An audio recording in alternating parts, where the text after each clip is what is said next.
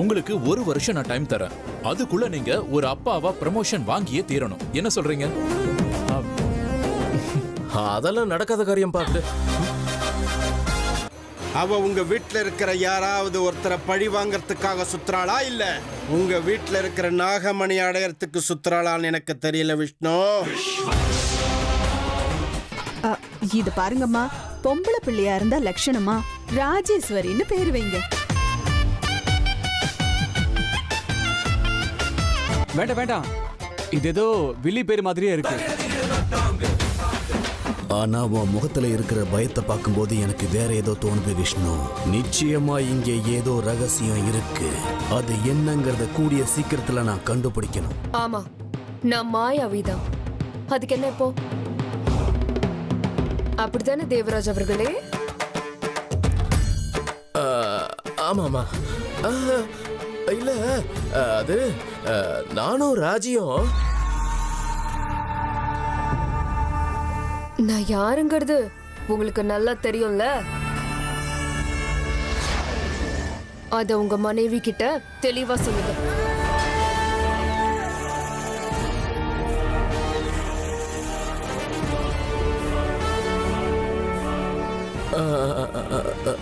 தெரியும் தெரியும் தெரியும். ஞாபகம் இருக்கட்டும், நான் இங்க இல்லங்கிறத சாதகமா பயன்படுத்திக்கிட்டு அப்பா அம்மாவுக்கு ஏதாவது பிரச்சனை கொடுக்க முயற்சி பண்ணீங்க, விளைவுகள் எப்படி இருக்கும்னு தெரியும்ல.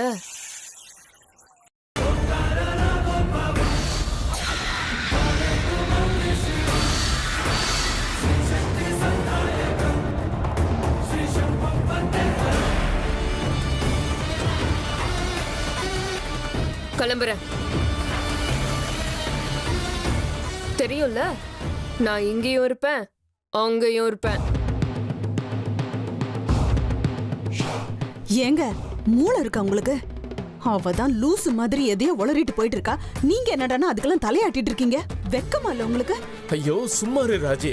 இப்போ நம்ம நிம்மதியா மூச்சு விட்டுட்டு நடமாடிட்டு இருக்கோம். நாளைக்கு அதுவே கஷ்டமாகிட போகுது. இதெல்லாம் உனக்கு புரியாது. வா, உனக்கு எல்லாத்தையும் சொல்றேன் வா. அன்னதாத்தா சுக்கி பவா. அத்தை, நீங்க என்ன இங்க இந்த நேரத்துல? இதோ பாருங்க அர்ஜுன், இதே கேள்வியை தான் நானும் உங்களை கேட்கணும்னு நினைச்சேன். இந்த நேரத்துல இங்க என்ன பண்ணிட்டு இருக்கீங்க?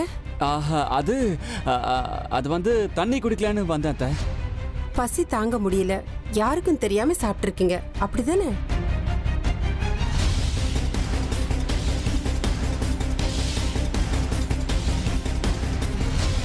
என்ன அர்ஜுன் இது? என்கிட்ட நீங்க எதையோ மறைக்கிறீங்கன்னு நினைக்கிறேன். அப்படிலாம் ஒண்ணும் இல்ல அத்தை. இல்ல, நீங்க இங்க வந்ததுல இருந்து நானும் கவனிச்சுட்டு தான் இருக்கேன். அமிர்தா கூட நீங்க சரியா பேசுற மாதிரி கூட எனக்கு தெரியலையே. அப்பவே சாப்பிடுவாங்கன்னு நான் கூப்பிட்டேன், ஆனா இல்ல விரதம்னு சொல்லி சமாளிச்சிட்டீங்க. இப்போ என்னடான்னா யாருக்கும் தெரியாம வந்து சாப்பிடுறீங்க. ஏன் உங்க 2 பேருக்கு நடுவுல என்ன நடக்குது? ஏதாவது சண்டையா? சச்சா, அப்படிலாம் ஒண்ணும் இல்ல அத்தை. நான் அமிர்தா கூட சண்டை போடுறதா நம்புற மாதிரி இருக்கா? உங்க நடவடிக்கையை பார்க்கும்போது எனக்கு அப்படிதான் தோணுது, அதனால தான் கேக்குறேன். அத்தை, ஆசைப்பட்டு உங்க பொண்ணு பின்னாடி சுத்தி அவங்க கையை பிடிச்சவனா? ஏன் தேவதை கூட நான் சண்டை போடுவேனா? என் கனவுல கூட அவங்க மனசை புண்படுத்த நான் நினைக்கவே மாட்டேன். அப்படி இருக்கும்போது சண்டை போடுவோமா? 2 பேரும் ஒருத்தருக்கு ஒருத்தர் புதுசு இல்லையா? அதுவும் இல்லாம அமிர்தாவுக்கு இன்னும் வெக்கமும் தயக்கமும் போவே இல்லை. அதனால்தான் உங்களுக்கு அப்படிலாம் தோணுது. இருக்கலாம் அர்ஜுன், அமிர்தா ரொம்ப அபூர்வமான பொண்ணு. அவளுக்கு கொஞ்சம் கூச்ச சுபாவம் இருக்குதான், மத்தபடி நல்ல பொண்ணு. அவளை நீங்க நல்லபடியா பாத்துப்பீங்கன்னு நம்பி நாங்க அவளை உங்ககிட்ட ஒப்படைச்சிருக்கோம். எங்களோட நம்பிக்கைய நீங்க காப்பாத்துவீங்கல்ல? அவளை பூ மாதிரி நீங்க பாத்துக்கணும். நிச்சயமா அத்தை. உங்களுக்கு அவ பூவா இருந்தா எனக்கு அவ தேவலோகத்து பூ. அந்த பூவுக்கு எந்த வகையிலையும் எந்த பிரச்சனையும் வராம பத்திரமா பாத்துக்க வேண்டிய பொறுப்பு என்னோடது அத்தை. நீங்க எதுக்கும் கவலைப்பட வேண்டாம். அப்போ சரி அர்ஜுன், நீங்க இவ்வளவு தூரம் சொன்னதுக்கு அப்புறம் இப்பதான் என் மனசுக்கு கொஞ்சம் நிம்மதியா இருக்கு.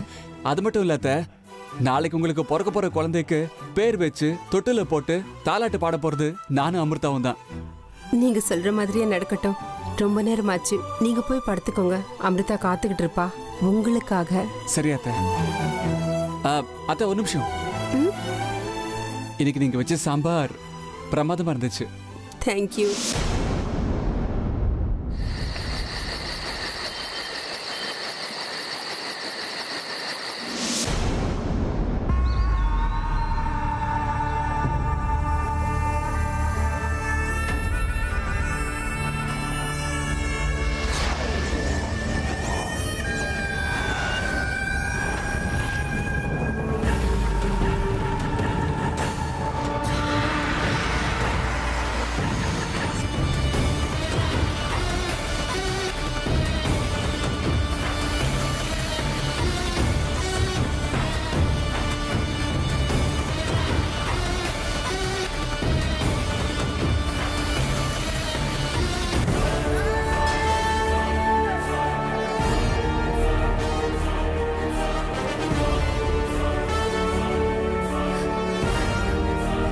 மணி 12 போது. இத்தனை நாள் எப்படியோ சின்னம்மா கொடுத்த சக்தியை வச்சு ஒரு நாளைக்கு 2 தடவை நாக உருவத்துக்கு மாறுற சம்பிரதாயத்துல இருந்து தப்பிச்சுக்கிட்டு இருந்தேன். ஆனா இப்போ அந்த சக்தி எனக்கு இல்ல. நான் ஒரு நாளைக்கு 2 தடவை நாக உருவத்துக்கு மாறியே ஆகணும். இல்லைன்னா என் உயிருக்கே ஆபத்து. என்ன பண்றது? யாருக்கும் தெரியாம நான் நாக உருவத்துக்கு மாறியே ஆகணும். அதிகமா நேரமும் இல்ல.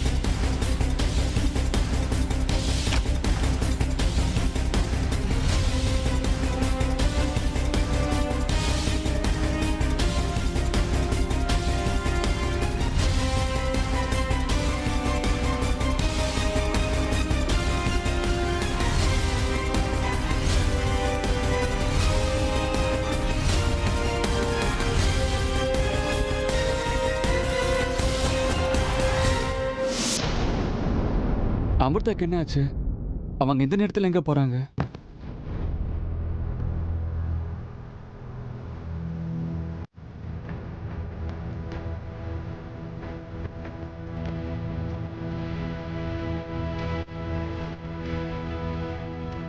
அமிர்தா,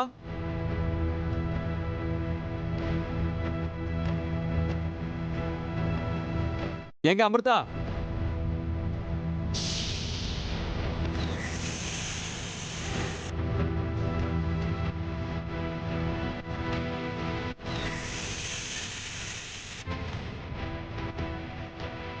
என்னங்க அமிர்தா?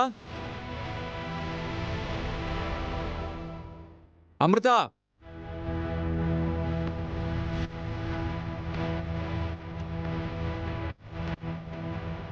இவங்க எங்க போனாங்க?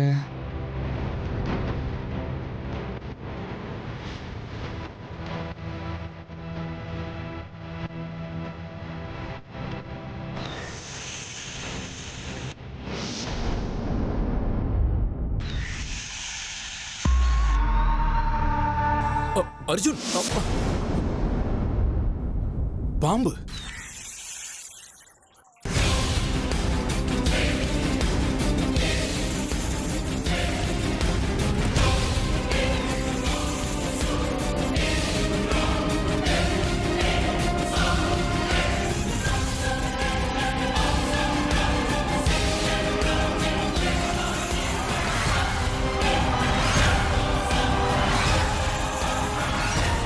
வீட்டுக்குள்ள வந்துருச்சு. இது எப்பவே அடிச்சு கொண்டுறேன்.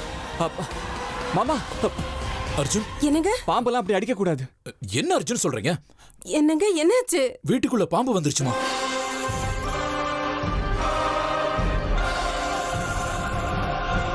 ஐயோ, எங்க மறுபடியும் பாம்பு வந்துருச்சா?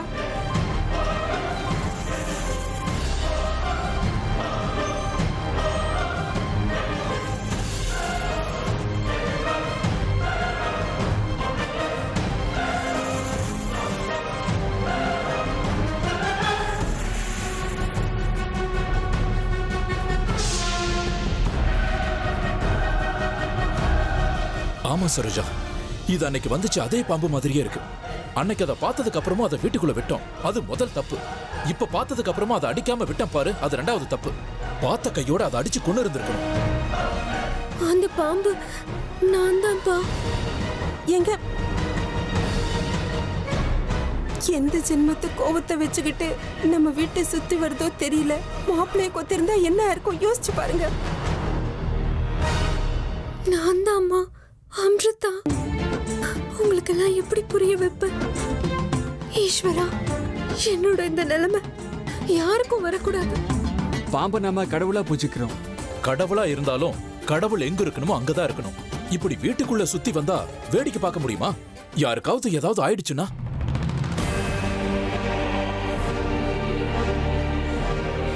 எனக்கு எதுவும் ஆயிருக்காது மாமா. எனக்கும் பாம்புங்களுக்கும் ஆரம்பத்துல இருந்து ஏதோ சம்மந்தம் இருக்கு. நான் இப்ப பாம்பை ஒன்னும் முதல் வாட்டியா பார்க்கல. விடுங்க.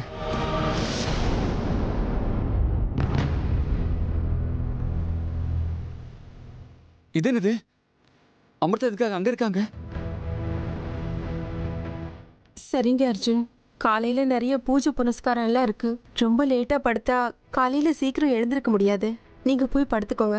ஜன்னல் கதவெல்லாம் ஒழுங்கா சாத்திக்கோங்கன்னு. சரி அத்தை. அர்ஜுன், அமிர்தா எங்க? ஆ, ஆ, ஆ, மாமா அவங்க ரூம்ல தூங்குறாங்க. சரி, நாங்களும் போய் தூங்குறோம், நீங்களும் தூங்குங்க. ம், சரி. வா சரோஜா. ம்.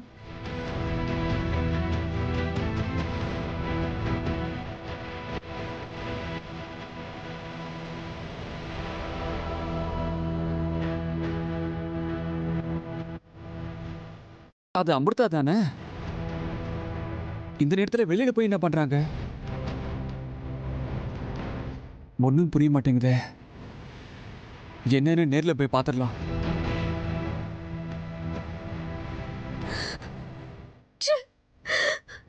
எவ்வளவு பெரிய கஷ்டம் இது. எல்லார்கிட்ட இருந்தும் உண்மையை மறைச்சு வைக்கிறது உண்மையிலேயே பெரிய சவாலா இருக்கு.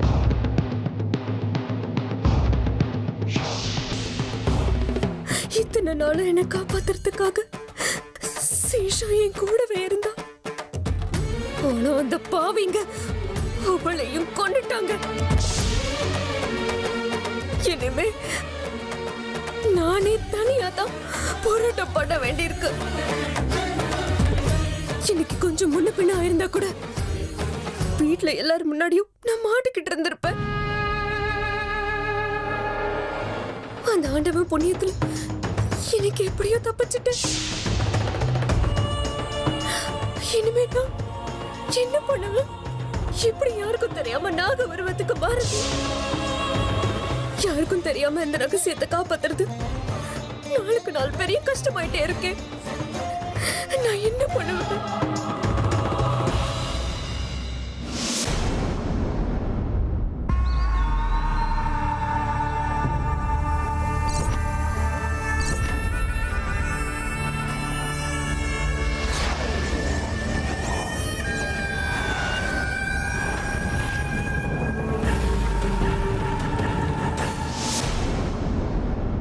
எங்க மிஸ் மாயமா, இங்க என்னங்க பண்ணிட்டு இருக்கீங்க?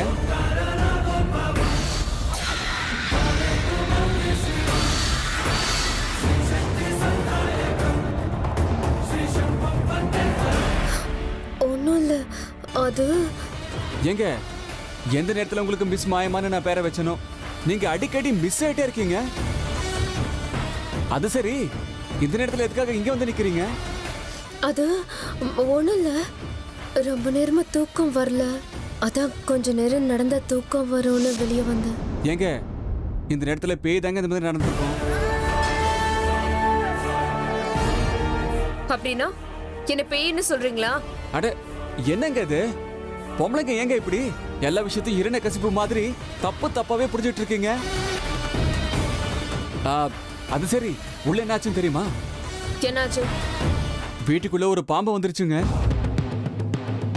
இன்னைக்கு நான் கொஞ்சம் ஏமாந்திருந்தா கூட எனக்கு சங்கு தாங்க. ஆனா அதுக்குள்ள தெய்வம் மாதிரி என் மாமா வந்து என்ன காப்பாத்திட்டாரு. இன்னும் எத்தனை நாளைக்கு என்கிட்ட இருந்து தப்பிப்பியோ? நானும் பார்க்க தானே போறேன். ஏங்க நான் பாட்டு சொல்லிட்டே இருக்கேன், நீங்க சிலை மாதிரி நிக்கிறீங்க. பாம்பு ஜன்னல் வழியா இந்த பக்கமா தான் வந்துச்சு. நீங்க இங்கே இருந்தா உங்களுக்கு தான் ஆபத்து. வாங்க வீட்டுக்குள்ள போலாம். ஏங்க அமிர்தா? என்ன? இல்ல, மெயின் டோர் லாக்கே தான் இருந்துச்சு. நீங்க எப்படி வெளியே வந்தீங்க? இது என்னோட வீடு. வெளியே வரதுக்கு இந்த ஒரு வழிதான் இருக்கா? எங்க இருந்து எப்படி வெளியே வரணும்னு எனக்கு நல்லாவே தெரியும்.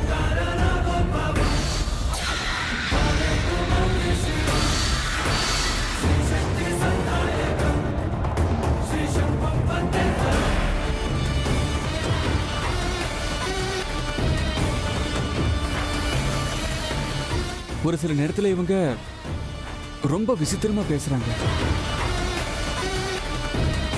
இவங்க வீட்ல இருந்து எப்படி வெளியே வந்தாங்க?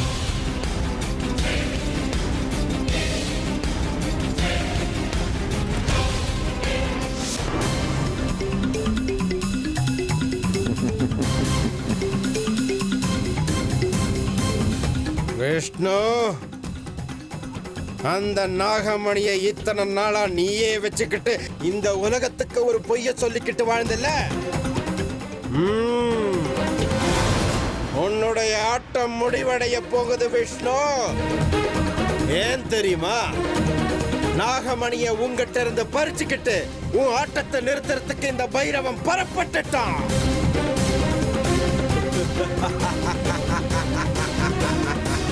ஜெய் மகாகாளி. விஷ்ணு, இன்னும் 2 நாள் தான்.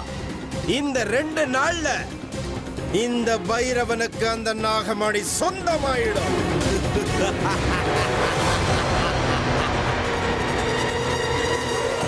இன்னும் அந்த நாகராணி ஒவ்வொரு தடவையும் அந்த நாகராணி என்கிட்ட இருந்து தப்பிச்சுக்கிட்டு இருக்கா. எதுக்காக அவ எனக்கு கண்ணாமூச்சி விளையாட்டு காட்டுறான்னு தெரியல.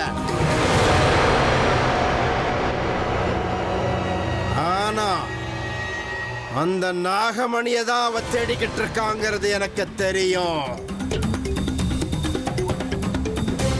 நாகமணி நாகராணி கைக்கு கிடைக்கிறதுக்கு முன்னாடி நான் என்னோட கைவசப்படுத்திக்கணும். இல்ல, எந்த காரணத்தை கொண்டு அந்த நாகமணி நாகராணி கைக்கு போயிடக்கூடாது. அவ நாகமணியை பறிக்கிறதுக்கு எப்படியும் வந்தே தீரணும். அப்படியாவது அவளை நான் நேருக்கு நேர் சந்திச்சே ஆகணும். சந்திச்சே தீரணும்.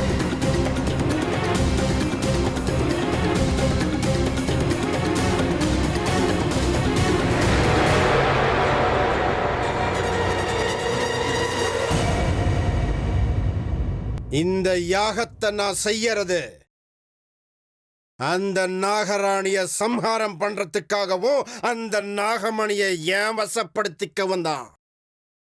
இந்த யுத்தத்துல வெற்றி இந்த பைரவ பாபாவுக்குத்தான். ஜெய் மகாகாளி.